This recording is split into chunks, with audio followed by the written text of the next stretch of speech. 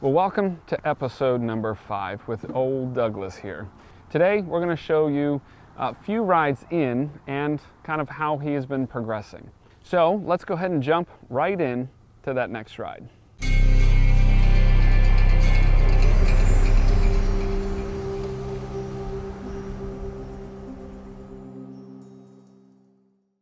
So as we're a couple of rides in here, what we're going to do is we want to work on him trying to learn to carry himself just a little bit, rely on his own body to be able to carry himself left and right, be able to figure out how to become a little bit more upright overall.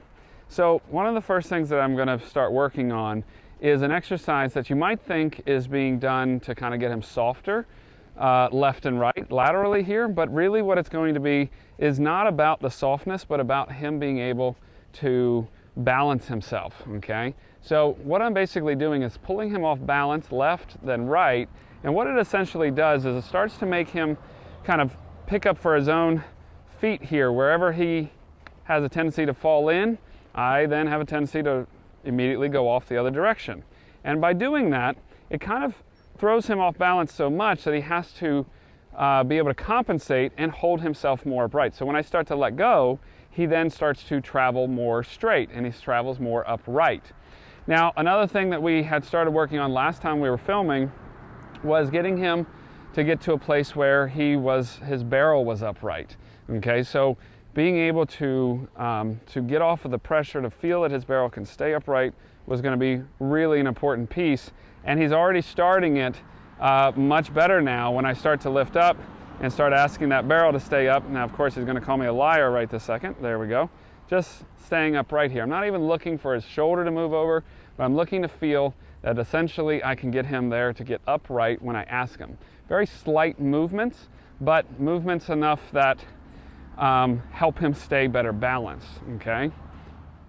So no matter the direction, I want to make sure that I feel him being upright. His body balance is key here.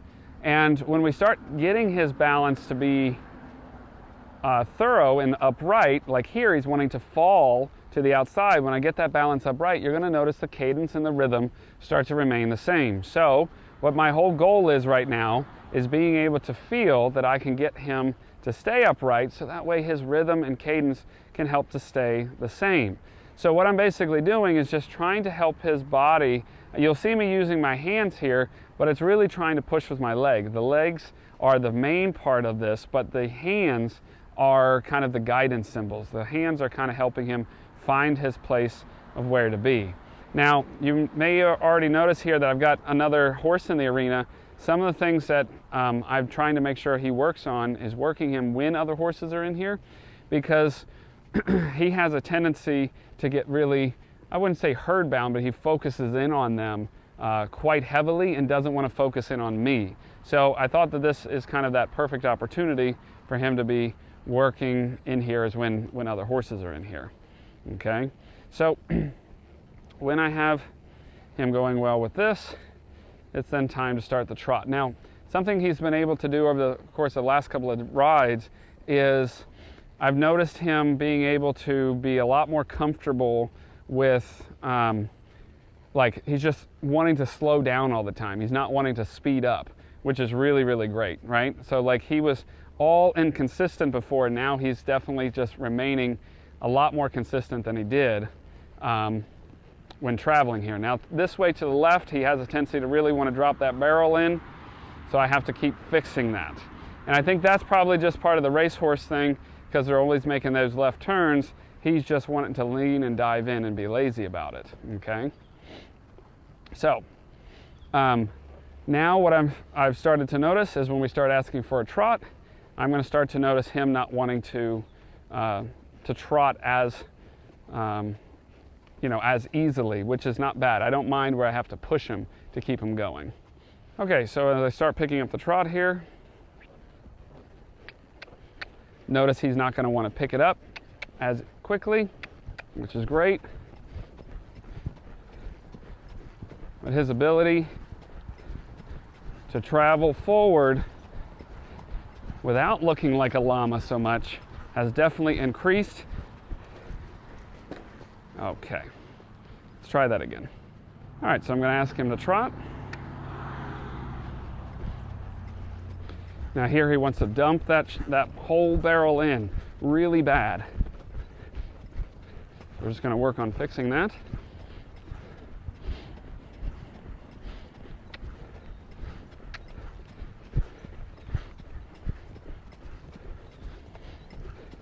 And his ability to travel forward and have more throughness has gotten a heck of a lot better. Working on starting to have rhythm over some poles. Now, he's really wanting to dump that barrel in. I'm just going to change it up on him. I'm going to go off the other direction here.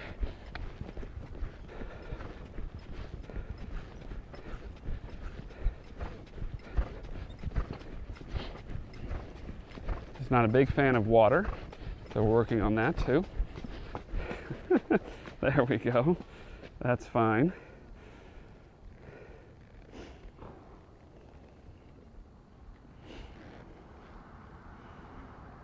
Good. So just giving him a minute to, we had a lot of rain last night, giving him a minute to take a look at it.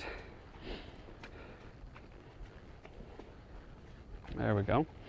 Now we're going to ask him to pick up that trot again.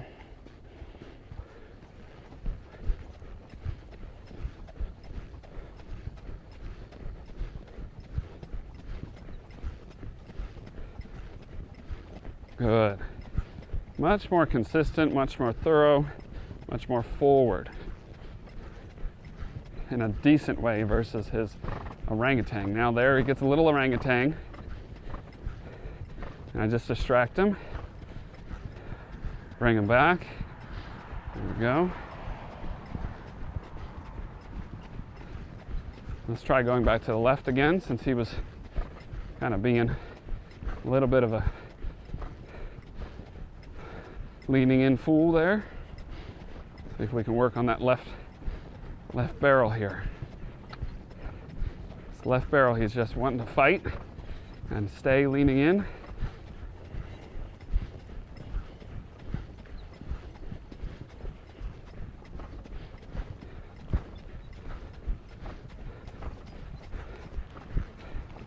I'm gonna get after him just a little bit because I know he can do a little better than this there.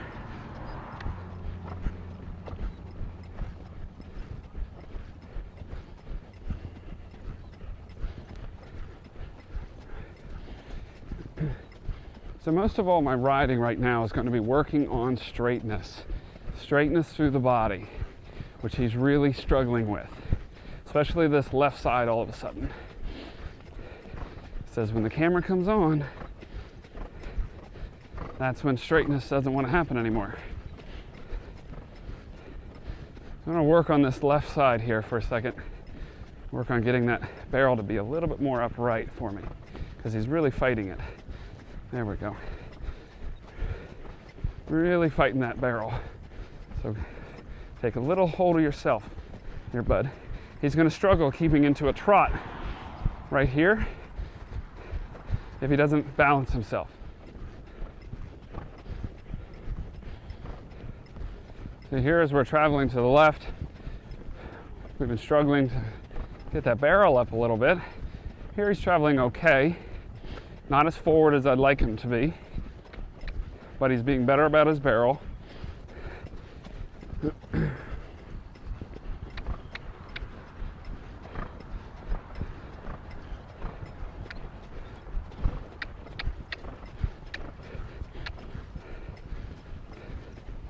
Good.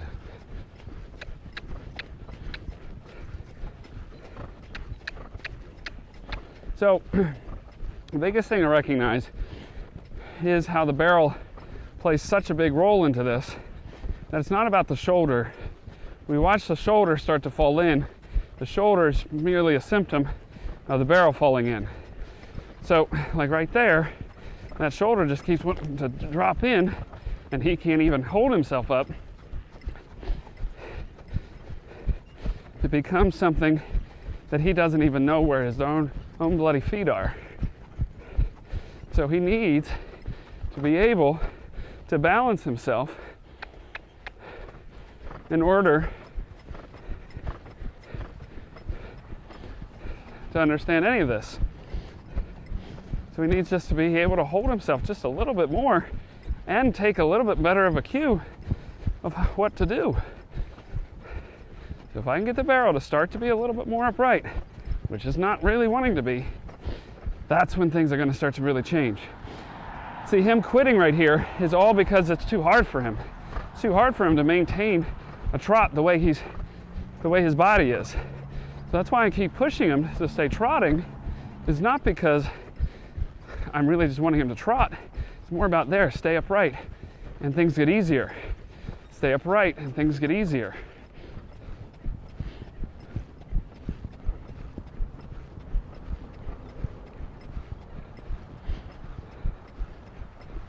There we go. So as we start working on this left side trotting, we're going to start working on fixing the barrel that wants to keep falling in. Good boy. And this barrel falling in is really a systemic issue that's going to make his entire career, next career, very difficult if he doesn't figure out how to balance himself. So our whole aspect here, there we go, good boy. Whole aspect of riding right now is to work on straightness through the body. That's what I'm working on. From the hind end to the front. And sometimes he looks a little orangutan-like, but once he gets in the right body balance, he can carry himself a hell of a lot better.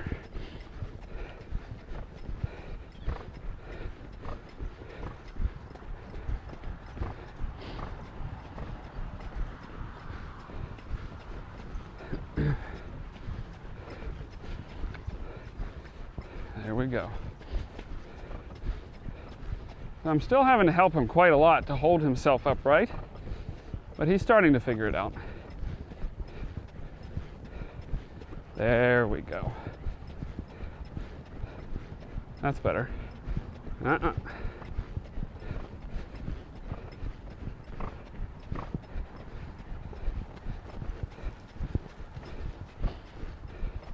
And downward transition. Nice. Good.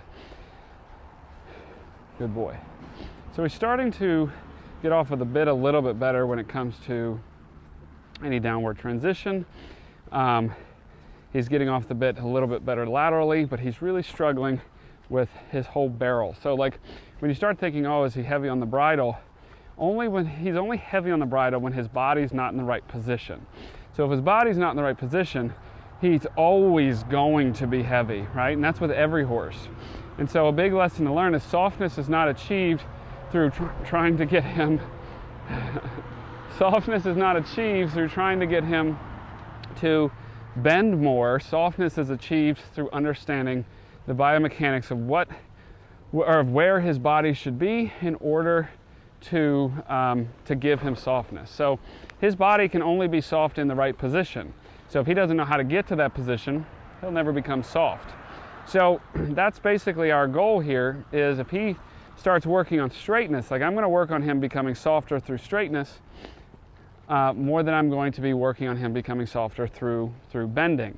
So any of the bending that I was even doing earlier on is all just to work on actually helping him learn to get more upright overall, not because I'm trying to get him softer. Now, right now, we're working mainly on just the walk and trot. In this session, that's all I'm going to show, because right now, if I fix the walk and trot and get that better, the canter's just automatically going to be better. So instead of fighting him on the canter, I'm only going to work on this walk and trot, get him straighter, get his body balanced, and he's going to get better. So this is about where he's at after a few more rides. After the last time we filmed, we're not as far as I'd like him to be just yet, obviously, but we're getting there. He's making good headway after only a few rides, and we'll come back after the next few rides and showcase even more. So you saw that ride, and it's starting to improve, but we're still struggling with a couple little pieces here. So what we're going to do is we're going to jump over to the next session where we start working on getting him to have the ability to lift that barrel and to also explain exactly what it is we're looking for when we're asking him to kind of get upright. So let's jump over to the next session. All right, so we're doing a little bit of in-hand work, and this is going to be really beneficial to him to working on something as you've kind of been seeing me work on over the last couple of rides, which is trying to get him to lift his barrel. Now, I always get a lot of questions about understanding the barrel overall, like what is it we're going after, what are we doing, etc. And I think to kind of help with this detail, I think it's best to understand kind of what happens with a horse overall. If you think about it, where does the power come from? The power comes from the rear, right? And as the power comes from the rear, we want it to transfer all the way up to the front where the horse can create self-carriage, not obviously off the front, but be able to lift the weight, put it back, set it back onto the rear end to be able to create that self-carriage. When you have the power that's coming from the rear, what it does is it pushes towards the front, and we'll see a lot of symptoms start to arise when we see things like a horse dropping his shoulder in, right? So you're going around in a circle, say to the left, and all of a sudden the horse is dropping that shoulder in, and so your first instinct is to do what? Pick the shoulder up. But the problem is that's literally just a symptom of the actual problem. So what ends up happening is we pick the shoulder up, but when we do so and we pick that shoulder up, we temporarily solve for the issue, but we don't actually solve completely. It comes back. What we need to understand and recognize is that the problem actually arises much sooner than that. When the power comes from the rear end, what horses have a tendency to do is what we call leak out the sides or out the barrel.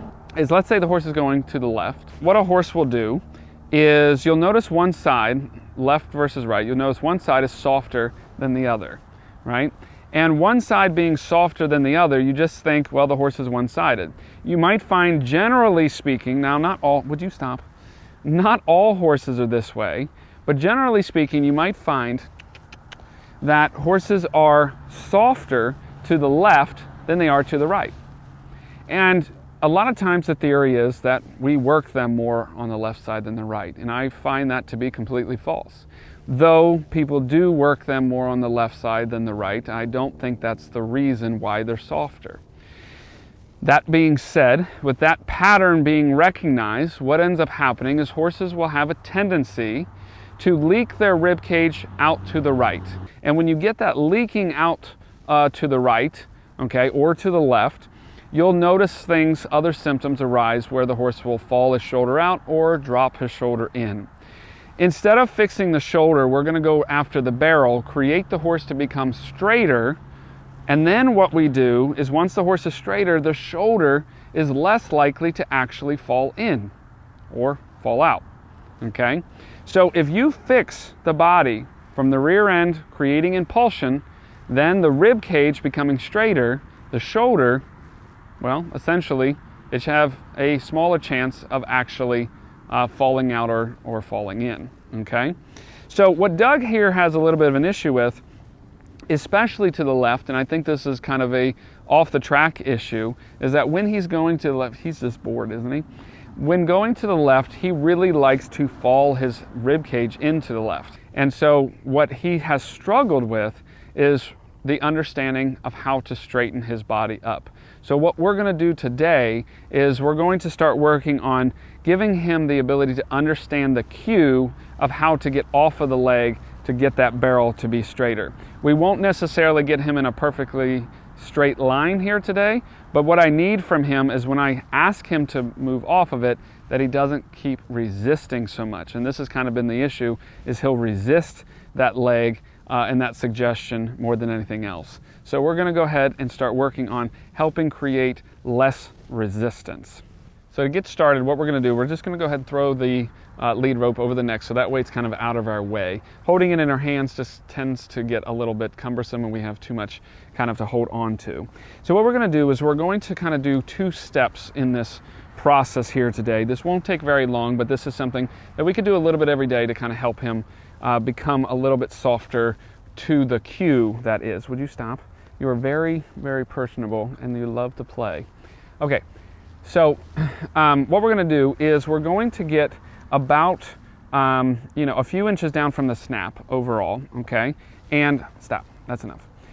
We're going to get a few inches down from the snap and we're going to be asking the horse to travel forward and learn to stop off of the cue that we're going to use with our whip here, okay? So what we're going to do is we're going to first put the stick up and we're going to kind of press it up against his neck. Now the reason for this is going to be the stopping cue, okay? And when we create this to be the stopping cue, he needs to kind of know that.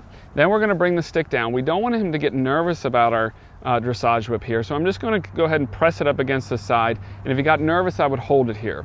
But he's not nervous, so what I'm going to do is I'm going to start asking him to step forward with the tap, okay? So it's a very similar location to where your leg would be.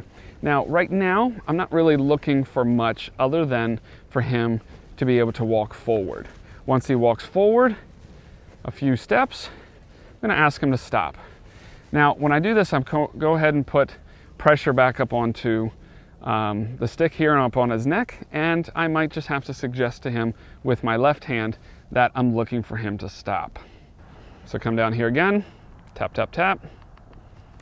Good, go. Now, when we do this, what we don't want to do is we don't want to be pulling him forward. And that's kind of important to us to understand, is I'm not trying to pull him into starting. I'm asking him to start with the tap, okay? So a little tap like that, and that should get him going.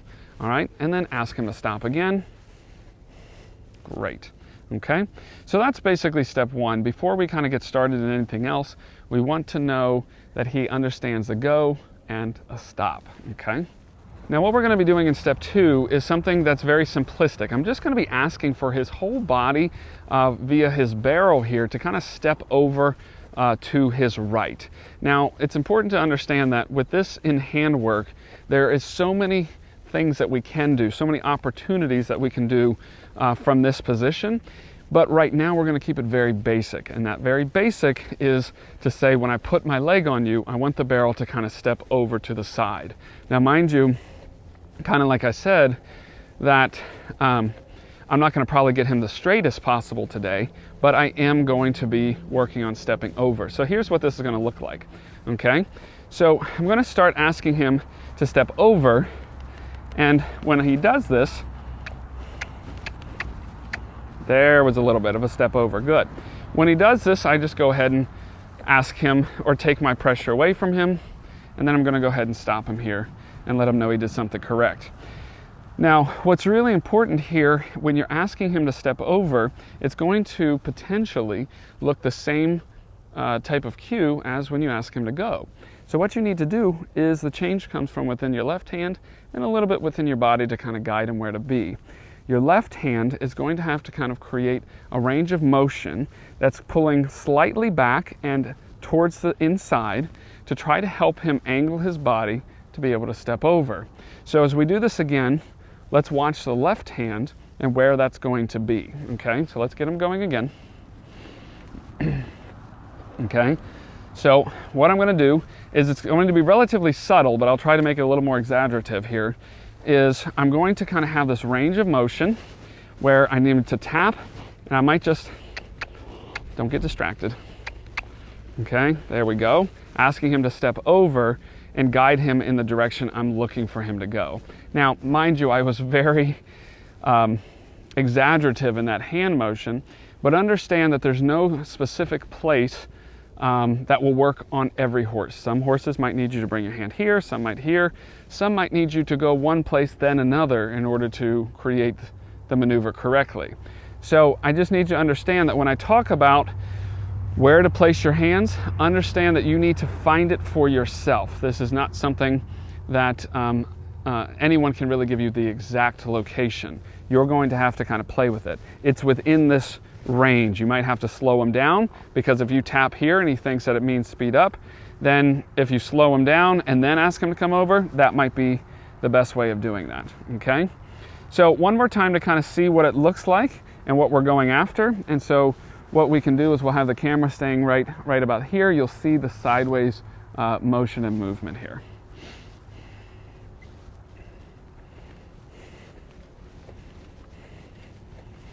Okay, so I'm going to ask him to step over. Now he's kind of leading with the shoulder there. And in the beginning, that's not bad, good boy. In the beginning, he might lead a little more with the shoulder. I'm going to stop him right here. That was pretty good. In the beginning, he might lead a little bit more with the shoulder, sometimes very normal. But really, again, remember my job right now, my goal right now is just to get him softer about the cue, because he has a tendency to really want to lean on that pressure. So him kind of stepping over, even if it's not perfect, I'm going to take it because at least that's a try. Let's try the other side. Okay, so I've gone ahead and I've already taught the the go and stop cue, so that's already been done. Make sure you do that on both sides, by the way. Start at step 1, then move on to step 2. We're going to go ahead and get right into step 2 here. So what we're going to do, again, same thing. I'm going to start tapping here. Now here he sped up. There we go. It was a slight step over to the side. Actually, it wasn't very good that time, but it is kind of new to him on this side, right? But because he went faster, I had to be a little bit more helpful with my hand to help him know that that's not what I'm going after, okay? Okay, so here we go. I'm going to take my right hand. I'm going to ask him to step over. There, good boy. That was good, good boy. I'm going to go ahead and stop him right here. Now, it's also important when you're doing this to not necessarily stop immediately after the horse kind of steps over to the side, because we are looking for this to be done in a forward motion, okay? Now, if all else fails, if you can't get it, you feel like you're fighting or something like that, if your horse gives you a little bit of a try, sure, you can go ahead and come to a stop to reward, but remember the overall goal is for him to keep going forward. Because maybe you even notice that this direction especially, he actually lost a bit of forward motion. And so it is important for him, again, to maintain it. So we have to really be careful when we ask for this maneuver to help him find where exactly he's supposed to be. Okay, so let's go ahead and do this again, and let's see if we can kind of help smooth this out where he's not like a 16-year-old driver doing a start-stop maneuver here. Now I'm going to ask him to start, step up, and step over. There, good boy. That was better. And one of the things you might find is you may need to make sure you find the consistency within yourself walking, because you're going to be the one kind of helping dictate what speed the horse should maintain. If you start going kind of slow, fast, it's going to be really difficult for the horse to figure this out, okay, and what speed they're supposed to be at. So here we go, one more time.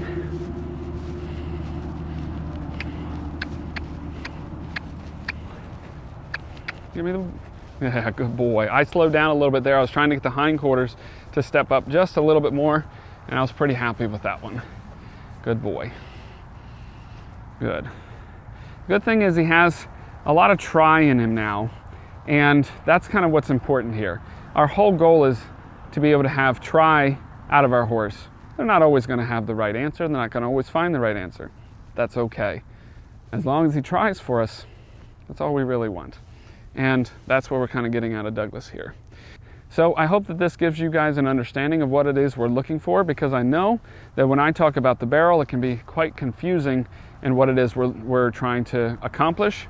But this exercise is a really great way of kind of pushing us in the right direction, especially for the riding.